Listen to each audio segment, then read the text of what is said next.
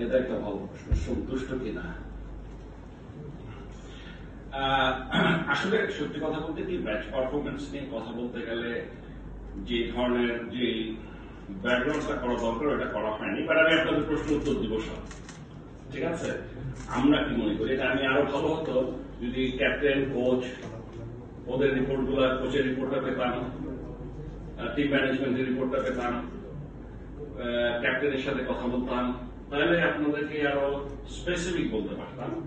তবে কেন কোনটা হয়েছে এই উত্তর না দিতে পারলেও, যেটা বললো না আমাদের এক্সপেকটেশন মিট করেছি কিনা, নাকি এই প্রশ্নটা ছিল সন্তুষ্ট কিনা, হ্যাঁ এটা বলতে পারবো, এটা তো অসম্ভব, এটা তো অসম্ভব।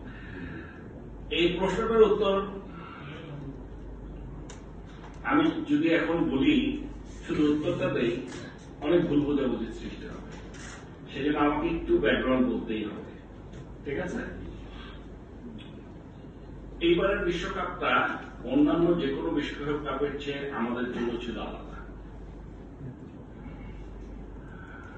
এইবারই প্রথম আমরা একটা বিরাট রিস্ক নিয়েছি, মানে আমরা মনে করি সেটা বলছি। ঠিক আছে, রিস্ক ইন দ্য সেন্স যে এবারেই প্রথম আমরা 5টা প্রায় নতুন ছেলে পাঠিয়েছি, ইনএক্সপিরিয়েন্স,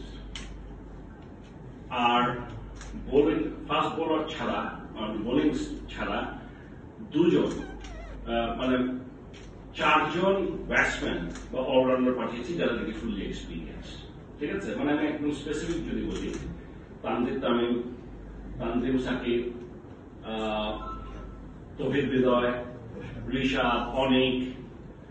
তো বিশ্বকাপের মতো একটা টুর্নামেন্ট, তাও আবার T20, এটা থেকে আমরা বেশ পিছনে, এরকম একটা দলে বিশ্বকাপ খেলতে পাঠাচ্ছি যেখানে 5টা নতুন ছেলে।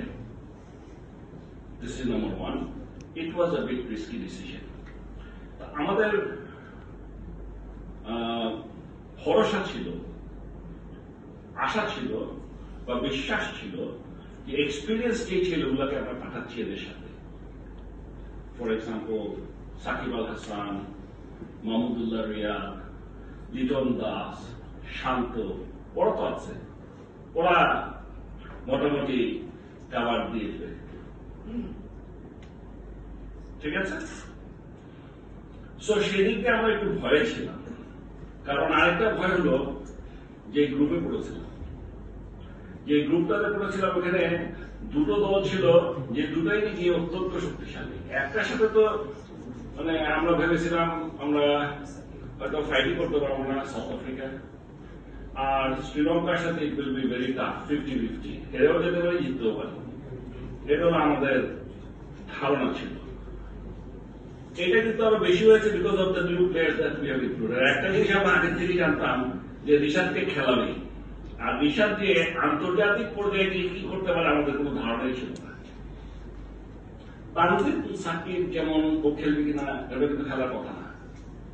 মানে আপনারা একটু পরিস্থিতিটা যদি বোঝার চেষ্টা করেন, যেহেতু শরীফুল ইনজুর্ড হলো, ও একটা ম্যাচ খেলার সুযোগ পেল, খেলার পরে ওর পারফরমেন্সটা ভালো হওয়াতেও কিন্তু খেলে গেল।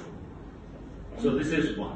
নাও এখন যদি আপনারা বলেন, সেই দিক থেকে যদি আপনি চিন্তা করেন এবং পাশাপাশি যদি চিন্তা করেন যে এই টুর্নামেন্টটা was not like any other tournament for others also, তাহলে আমরা না, এই টুর্নামেন্টের আগে কেউ চিন্তা করতে পারেনি যে পাকিস্তান, শ্রীলঙ্কা, নিউজিল্যান্ডের মতো দল সেকেন্ড রাউন্ডে যেতে পারবে না, এটা কেউ চিন্তা করে।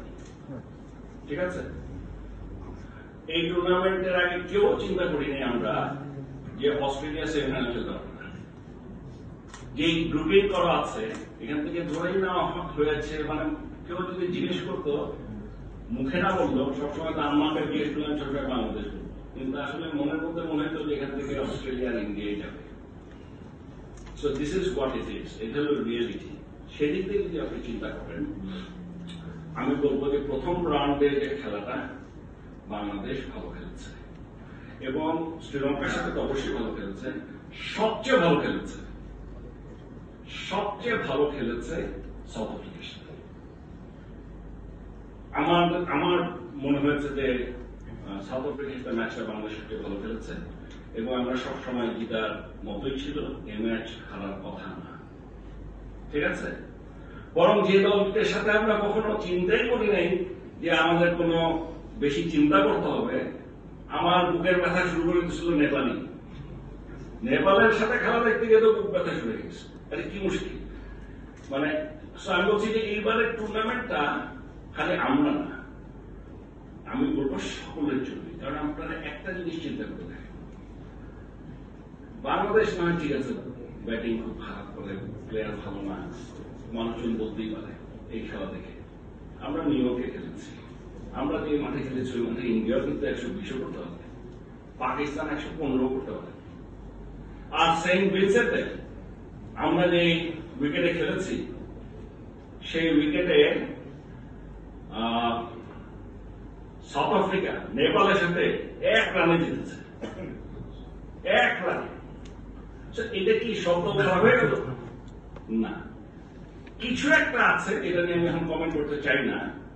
ইট ওয়াজ নট আমরা যেরকম এক্সপেক্ট করেছিলাম ওইরকম এক্সপেকটেশন। এই সব কিছু চিন্তা করে যদি আমি কথা বলি, প্রথম রাউন্ডের খেলা দেখে আমাদের অবশ্যই আমরা খুশি হয়েছি যে আমরা উই কুড কোয়ালিফাই।